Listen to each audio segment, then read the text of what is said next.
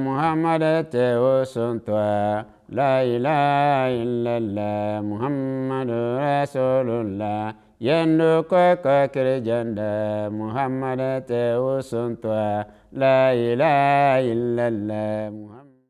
Aouz billahi minash shaitanir rajim, bismillahir rahmanir rahim. Très chers téléspectateurs de la MT Afrique, assalamu alaikum wa rahmatullahi ta'ala wa barakatuh. Aujourd'hui, nous sommes encore une fois de retour sur le panel pour un nouvel épisode de notre émission intitulée Le Réveil. Et aujourd'hui, nous allons nous intéresser à un sujet très particulier, un sujet concernant les anges. Et pour ce sujet, nous allons, Inch'Allah, vous faire comprendre d'abord ce que c'est que les anges, ensuite ce qu'ils jouent comme rôle parmi les créatures d'Allah, leur importance et comment est-ce qu'ils jouent leur rôle. Inch'Allah, nous allons, avec le passage du temps, vous expliquer tous ces détails. Et pour ce faire, nous avons deux invités sur le plateau, venant du Togo, dont le missionnaire Abdou Razak Sahib, ensuite le missionnaire Abdou Yacoub. Et Inch'Allah, avec eux, nous allons mieux comprendre le sujet. Chers invités, soyez les bienvenus. Merci. Donc, Abdou Razak Sahib, si je peux commencer avec vous, si vous pouvez, est-ce que vous pouvez nous donner ce que c'est que les anges, la définition des anges, de quoi est-ce que ce sujet-là, de quoi est-ce qu'il s'agit? Bien, merci bien pour la question que vous venez de poser. Vous savez, les anges sont des créatures d'Allah, des créatures de Dieu, invisibles, qui jouent le rôle d'intermédiaire entre Allah et les autres créatures. Ici, je vais préciser que les anges font partie des 6 piliers de la foi. Tout comme en islam, nous avons les 5 piliers de l'islam, que nous tous nous connaissons. Nous avons aussi les 6 piliers de la foi, qui sont de croire en Allah, de croire à ses anges, de croire aux prophètes et aux livres, de croire au jour du jugement et aussi de croire à la destinée du bien ou du mal quand quelque chose nous arrive, que nous attribuons à Allah, que ce soit du bien ou du mal. Ce sont les 6 piliers de la foi. Alors, de la même manière que quand quelqu'un refuse de croire à un prophète, on le traite de mécréant. De la même manière, quand un pilier de cette foi est négligé, on considère que la personne ne peut pas être appelée musulman. Donc, de la même manière, ceux-là qui ne croient pas aux anges font partie du groupe de ceux-là qui n'ont pas la foi sur les préceptes qu'Allah nous a légués. Alors ici, je vais ajouter que les anges sont des créatures divines. Allah nous a dit dans le Saint-Coran, dans Surah Safat, verset 151, que « Am khalaqnal malaikata inathan wa hum shahidun » que avons-nous créé les anges du sexe féminin ou eux étant présents, c'est-à-dire que Allah est en train de dire, de contrecarrer ceux-là qui ont cette perception de croire que les anges sont de sexe féminin ou masculin. Allah dit qu'ils ne connaissent rien de sa créature qui est les anges, que les anges sont créés. Personne ne sait s'ils sont féminins ou masculins. Mais Allah dit que c'est lui qui les a créés spécialement pour manifester les attributs d'Allah. Ok, cher Abdou Razak Sahib, Jazakumullah pour votre première réponse. Mais maintenant, ce que je voudrais demander, c'est est-ce que les anges étant invisibles comme Allah, que nous adorons, est-ce que nous avons aussi le devoir de les adorer aussi, tout comme Allah le Tout-Puissant? Non, mais on n'adore pas les anges. L'ordre qui nous a été donné, c'est de croire à leur existence comme étant des créatures d'Allah qu'Allah a créées pour manifester ses attributs. J'avais déjà mentionné ça au début, qu'en islam, le premier pilier, c'est de croire, de dire La ilaha illallah, Muhammadur Rasulullah. C'est-à-dire qu'il n'y a pas Dieu, un Dieu qui est digne d'être adoré à part Allah. et Mohammed est son messager, sallallahu alayhi wa sallam. Donc, ici, toute créature a sa forme d'adorer Allah. Donc, les anges aussi. C'est ça que les anges eux-mêmes aussi adorent Allah. Eux-mêmes adorent Allah. Donc, ce n'est pas, l'ordre ne nous a pas été donné pour les adorer, mais c'est de croire à leur existence, qu'ils sont des entités qu'Allah a créées pour manifester. Et qu'ils sont ceux par qui le Tout-Puissant Allah manifeste ses pouvoirs sur la terre. Exactement. Ou dans l'univers. C'est ça, c'est ce que je... D'accord, maintenant, vous, le missionnaire Yacoub Sahib, s'il vous plaît, est-ce que vous pouvez nous dire ce que le Saint-Coran nous dit concernant les anges?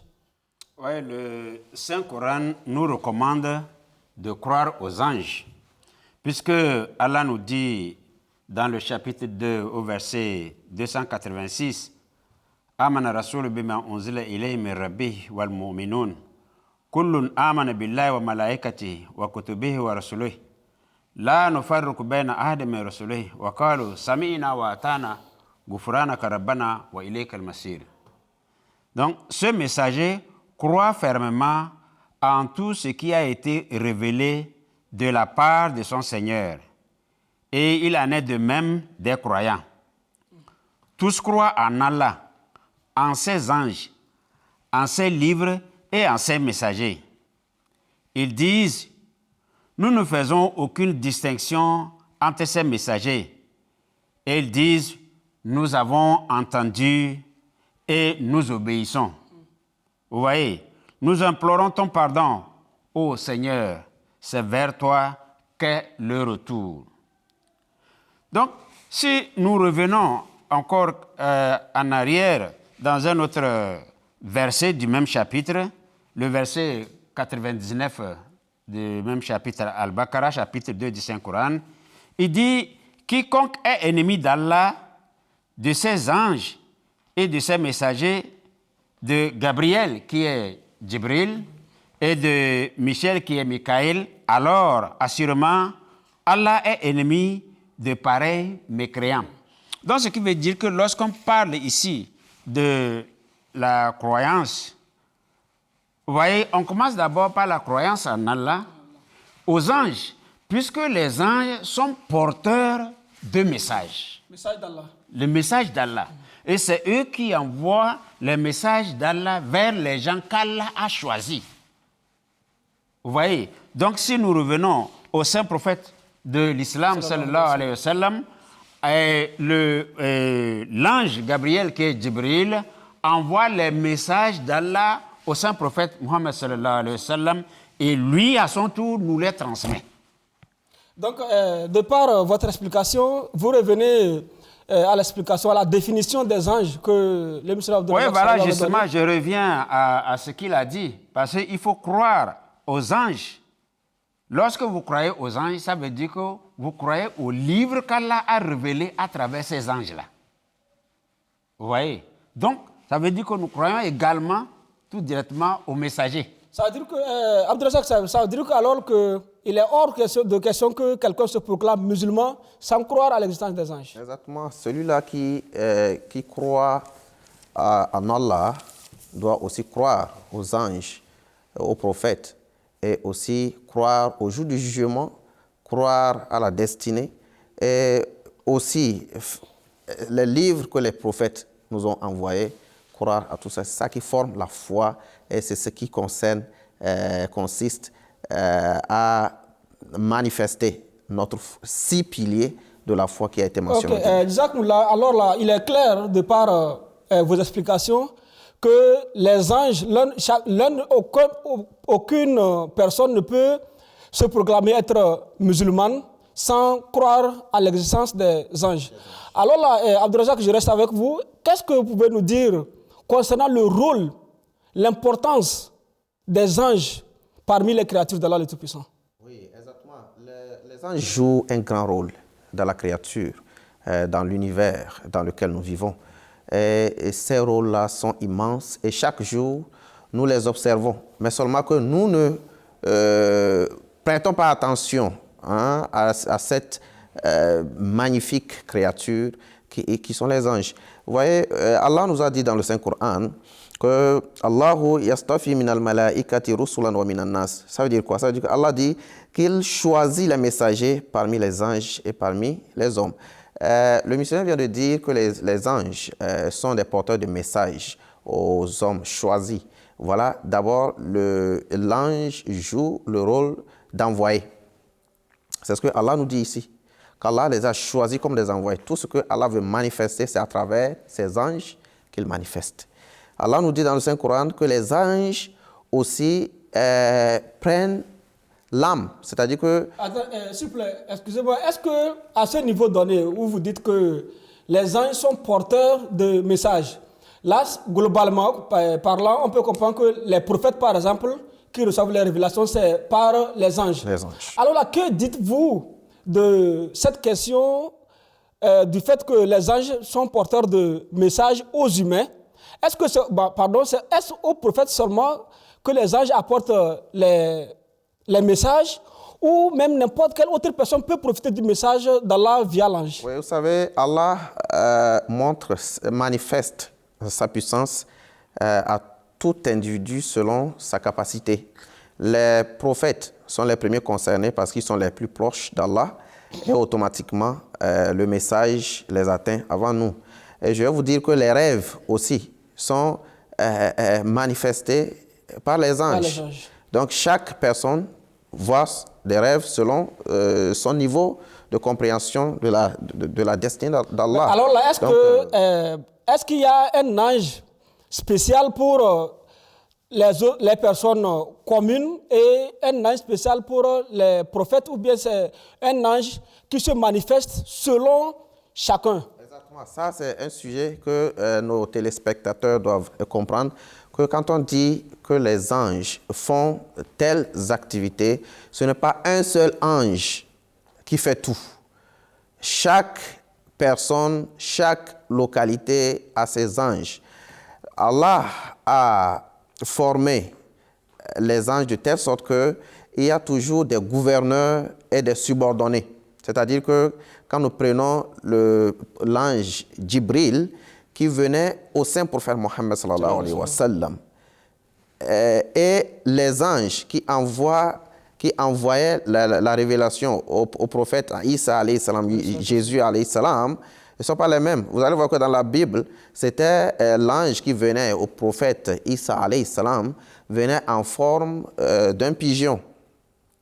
Vous voyez? Et l'ange qui est venu au Saint-Prophète sallam, Djibril, avait même pris une forme d'un humain que les compagnons du Saint-Prophète sallam, le Saint-Prophète Mohammed sallam, lui-même nous a parlé et trouvé dans les hadiths. Ça veut dire que les anges manifestent, les anges comme gouverneurs sont là et leurs subordonnés font le même métier partout dans le monde. Okay, c'est ce que ça signifie. Monsieur Yacoub Saïb, est-ce que vous pouvez nous donner un surplus sur ce que Razaka Saïb a dit? Je voulais dire encore, ajouter qu'il y a par exemple l'ange de la mort.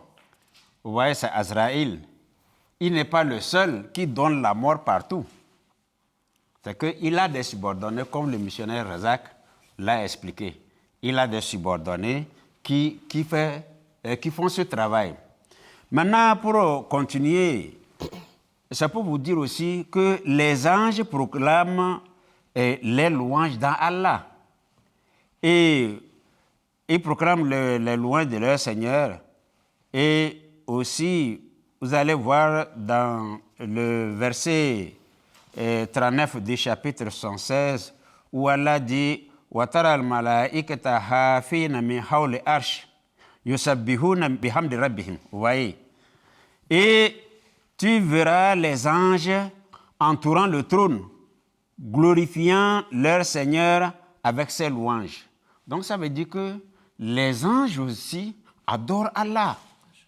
Ils l'adorent. Voilà pourquoi on a parlé ici du trône. Tu vas les voir, c'est certain. Il y a certains qui tiennent le trône d'Allah et d'autres qui sont tout autour et qui chantent les louanges d'Allah.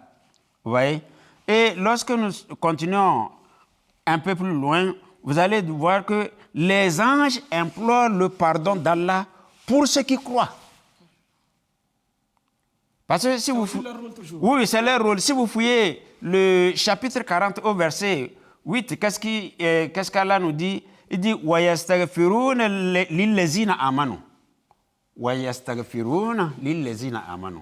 C'est-à-dire il demande pardon à Allah pour ceux qui croient, pour les croyants. Voyez?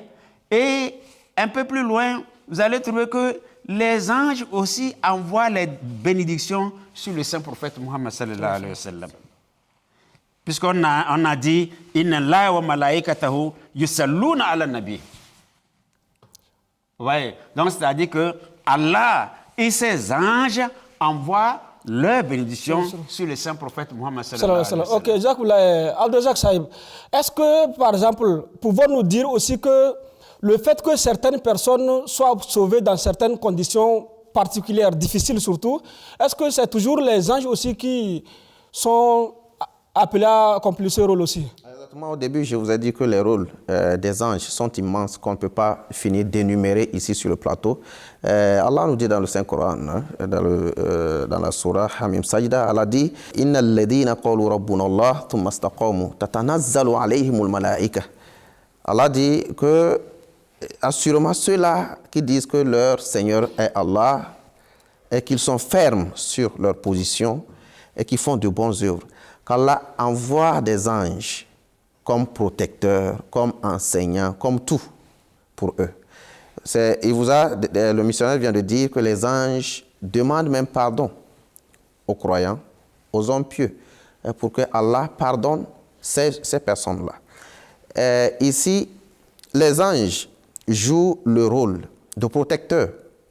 Vous allez voir le cas du prophète Ibrahim alayhi salam, quand il a été jeté dans le feu par les mécréants, il n'a pas été brûlé. Les anges n'ont pas accepté qu'il soit humilié. Donc ça veut dire qu'il y a aussi un ange contrôleur du feu. Voilà. Donc les anges l'ont protégé sous le commandement d'Allah de ne pas être brûlé par le feu. Vous allez voir dans certains incidents, quelqu'un qui échappe à un accident miraculeusement. Et des gens vont crier que ce sont des puissances magiques qu'il a utilisées. Pourtant, la personne peut témoigner qu'il n'avait rien de superficiel, de magie. De magique. Vous voyez, donc ce sont les anges qui sauvent ces genres de personnes. L'exemple du prophète Youssouf alayhi salam dans le Coran qui a été jeté dans le puits est devant nous. Quelqu'un jeté dans le puits pour des jours qui n'était pas mort et qui a été sauvé et continué sa mission comme étant un prophète. Okay. Je vais ajouter ce point avant qu'on ne continue, que les anges aussi jouent le rôle d'enseignants aux hommes qu'ils choisissent. Vous allez voir l'exemple du fondateur de la communauté islamique Ahmadiyya, qui a été enseigné 40 000 mots, racines en arabe. Par les anges. Par les anges. Donc, les anges jouent des rôles immenses dans nos vies. Et ce qui nous manque, c'est la foi en eux et la foi à la créature qu'Allah nous a donnée. Donc, quand ces 6 piliers de foi sont bien maintenus et bien pratiqués, nous avons toujours l'assistance de ces entités-là qu'Allah nous a données comme intermédiaires. Monsieur Yacoub Saïb, qu'est-ce que vous avez à nous dire sur ce sujet dont nous sommes en train de discuter pour clore le programme? Le sujet sur lequel nous sommes en train de discuter, c'est qu'il faut croire aux anges comme on croit aux messagers. Vous voyez, on ne peut pas croire en une seule entité et abandonner l'autre. Vous voyez, tous, c'est des entités auxquelles il faut croire. Créées par Allah. Pour créer par Allah. Parce que c'est un maillon, c'est toute une création, c'est une panoplie à laquelle il faut croire. Et lorsque vous croyez aux anges, ça veut dire que vous croyez automatiquement au livre révélé. Ok, Jazakumullah. Abdelrazak Saïb, s'il vous plaît, vous avez quelques secondes pour clore. Oui, pour clore, je voudrais ajouter que les anges qui sont invisibles, que d'habitude, il y a peu de gens qui se concentrent sur le fait que des gens négligent leur existence. Les gens se concentrent seulement sur ceux-là qui refusent les prophètes, qu'on les traite des mécréants. Celui-là aussi qui refuse un ange, refuse de croire cette existence-là des anges aussi peut être considérée comme mécréants. Donc, ce sont des choses qu'il faut bien considérer et bien les tenir comme Allah nous les a enseignées. Ok, Jazakumullah, très cher invité, et merci à vous pour être venu pour cette émission. À vous, très chers téléspectateurs, nous sommes aujourd'hui à la fin de cet épisode concernant les anges. Et vous avez tous écouté les explications données par nos invités. Et vous avez aussi compris, de par leur explication, du fait que les anges sont d'abord une créature d'Allah par qui Allah le Tout-Puissant manifeste ses pouvoirs, par qui Allah le Tout-Puissant manifeste ses attributs sur la terre. Et ils ont expliqué, parlant des rôles des anges, ils ont dit que les anges sont porteurs de messages pour nous les êtres humains, et puis ils prennent de différentes formes et pour parler aux hommes. Et surtout notez que Allah le Tout-Puissant, la croyance en Allah le Tout-Puissant ne peut pas être complète tant qu'on ne croit pas à l'existence des anges. Et donc, Inch'Allah, nous allons revenir avec vous pour les prochains épisodes, Inch'Allah. Et d'ici là, assalamu alaikum wa rahmatullahi ta'ala wa barakatuh.